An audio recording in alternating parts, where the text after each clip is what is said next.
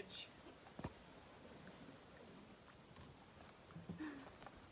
That balance. It's so much fun. I want to do the walk off, the thing where you stand on the edge and you walk off.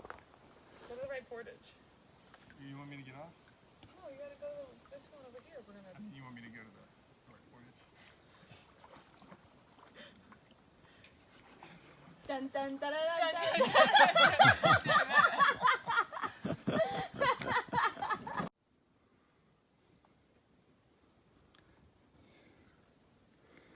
Roots and rocks, that's Maine. Roots and rocks. And boulders the size of a barn, there's that too. Just checked into the Rangeley Inn in Rangeley, Maine. They don't have laundry services at the hotel, so I walked 1 block to the Village Scrubbard. The Village Scrubbard. First thing I noticed when I walked in is the entire room is probably about 105 degrees. There's no air conditioning in here and you can't open the doors. Sign on it says don't prop the door open. I would imagine you could save some money here by not using the dryer. Just take your clothes out and lay them on a table and in 15 minutes they'll be dry. The washers are $2.50. The very first washer sucked up about $2 of my money and then had an error signal and then wouldn't give me my money back and reset at $2.50. So I moved my laundry to another washer and had to start over again. There's nobody on staff here, so I didn't have anybody to get my money back. I had enough money to go ahead and get the laundry started and soaked up the detergent I had already put in that machine with some of my clothing before I threw it into the next machine. The dryers are 25 cents for 5 minutes. That's reasonable enough. And that's pretty much it. So in the end, I can say that I absolutely can't recommend this place. No, let's take it to the end. I can't not recommend this place hard enough. And oddly enough, there's a place right across the street and that also does laundry. What do you know about that? Well, they might get my business next time I come.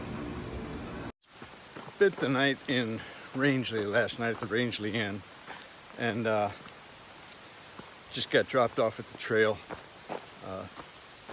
about just before 8 o'clock in the morning. I'm planning about a 13 to 14 mile day. That'll put me near a water source and I'll probably stealth camp there.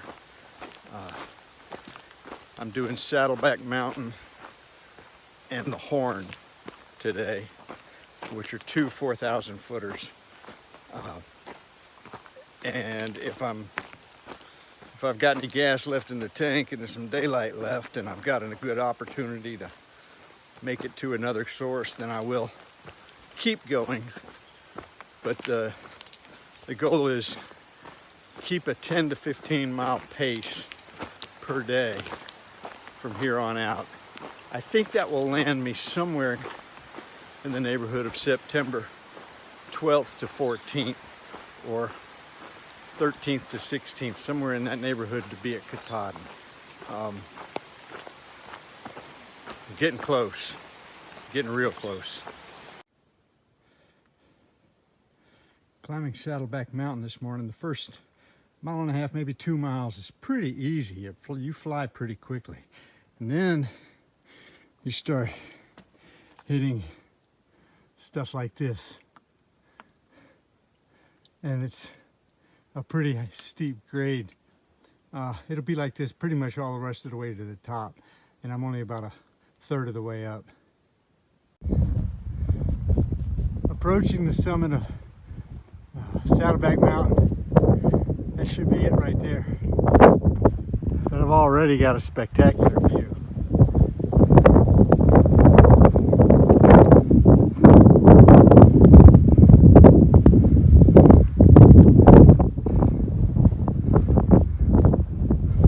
That A up there indicates where I've got to go. What I thought was the summit of Saddleback turned out to be a false summit. Once I got over that little ridge, there were like 4 more false summits before I actually got here. This is about half a mile, maybe 3/4 of a mile from where I thought was the summit. And I had to go up at about another 500 feet.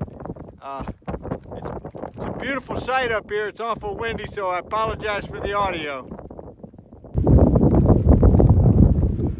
Just left the summit of Saddleback. I'm headed to the Horn. It's 1.7 miles away. It's not that mountain you see in front of me. That's just a blip on the radar, really. So the Horn is some ways after that. I'm gonna stop there and have lunch, I hope. Depends. If it's an exposed ridgeline like this, I may not be able to. Way too windy and it's awful cold. Temps dropped quite a bit. I was sweating earlier this morning. I had to stop, put on my rain jacket just to get out of the wind. It's sunny, clear skies, absolutely beautiful vistas, and mountains forever. But I'm ready for lunch. It's only about 11 o'clock, I think. I started hiking at 8, so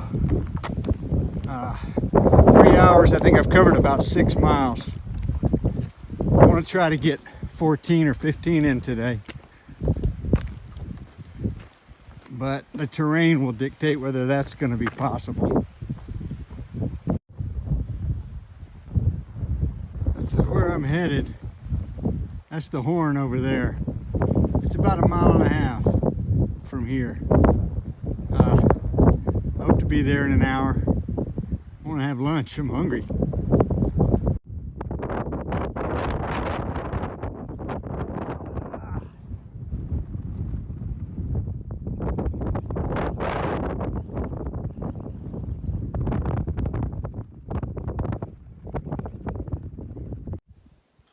It occurred to me that I, in my last video, didn't give you kind of an update as to how it went with the Mahoosuc Notch. So I figured I'd give you a real quick one now. I'm on the other side of Horn Mountain, or the Horn. My second 4K for today. Just sat down and had lunch, and it's just a gorgeous day out here. Anyway, Mahoosuc Notch is a valley of boulders. And the notch is a gap. It's between two mountains, and so it's filled with boulders. And it's basically a big jungle gym, it's been described, and a boulder scramble. It's got some really tight spots, and it takes forever. It's been called the longest and most difficult and most fun mile on the AT. It took me, it's somewhere between 8/10 and a mile long. It took me 3 hours to get through the notch. Which was a lot of fun. I really enjoyed it. I really had a good time with it. Following the notch is the Mahoosuc Arm, which is basically a climb of a mountain. And you don't hear a whole lot of that because the notch gets all the press. But the Arm was just as difficult. That was followed by Old Speck Mountain. Between the three of them, it took me about 12 hours to go 10 miles that day. I was exhausted and was ready for a break, and that's when I got a shuttle into Bethel to take 2 zeros. But the three together were done in one day. Easily can be done in one day if you don't take too many breaks. You're not exhausted from climbing. You're exhausted from solving the riddles and the puzzles of getting from one boulder to the next without killing yourself. But it was a great day, and it's the first thing you encounter when you hit Maine is the Mahoosuc Range, and I have to say it lived up to its reputation, much like Mount Washington did. It was difficult and it was fun, and I would do it again in a heartbeat. But that was the day. I just kind of wanted to give you a full update. It did take me 3 hours to go through the notch, where I was not sure how long it was going to take. I think I had assumed it would take even longer, and 3 hours was actually a pretty good time for me. I just crossed the Orbiton stream and then started up this side of the mountain.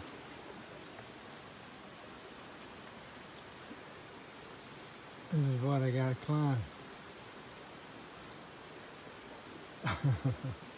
Every time you see a stream, it looks like this on both sides. 2000. Shut up. That's great. No, you're right. It was round 2. That's creepy. It's creepy. Yeah. Oh, that's great. No, that's creepy.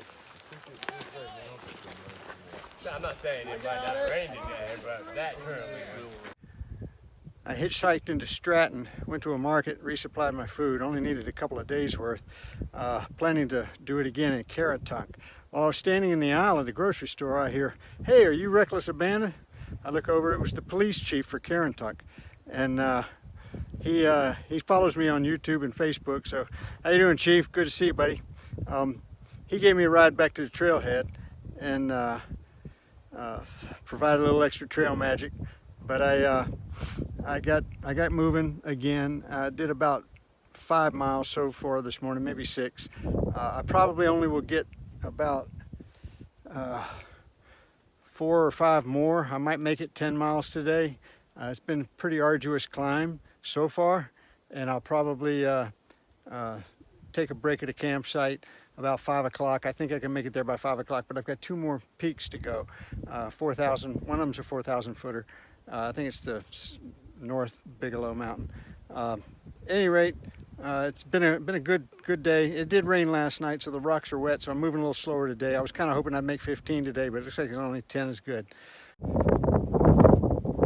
Bigelow Mountain, West Peak. This is my next to the last 4,000 footer. After this, there's Bigelow Avery, and I'm out of the Bigelows. Then it's on to Katahdin. And I'm now reaching the summit of Bigelow Avery. This is my last 4,000 footer on the AT. The next tallest mountain is Mount Katahdin, and that's still about 170 miles away. Maybe more, 190.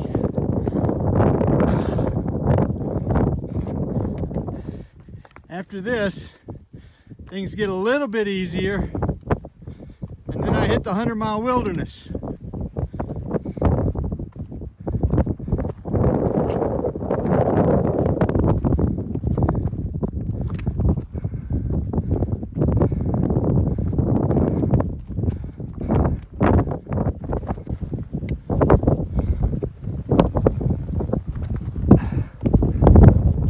Let's see here.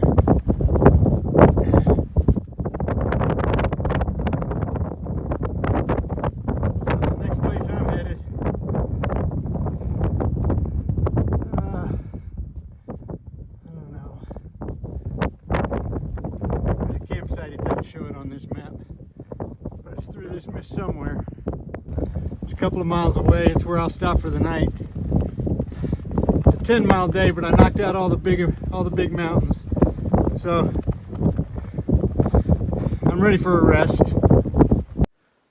Well, I said yesterday that Bigelow Avery was the last mountain in the Bigelows. And little did I know until I got up this morning and looked at my map that I had one more mountain to climb in the Bigelows, Little Bigelow Mountain. Not big mountain, but just as daunting considering it rained all night last night and these rocks and roots are wet. Slows you down like you wouldn't believe. After this, it gets flat for a while. My next stop will be just shy of the Kennebec River.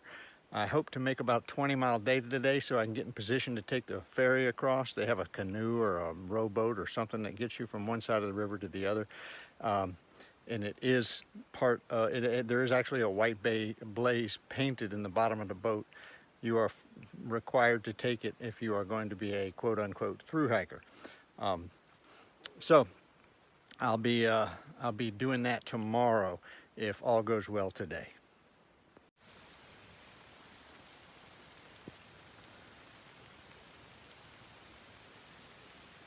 This would be a beautiful place to have lunch, but it's raining. Also a wonderful place to catch a moose.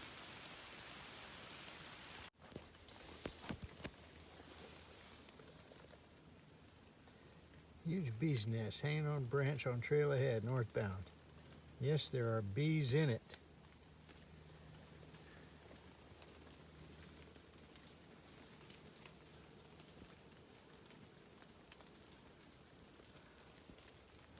Lovely. Right about eye level. You smack that with your head, you're in a world of hurt. I think I'll just be real careful and sneak past it unnoticed.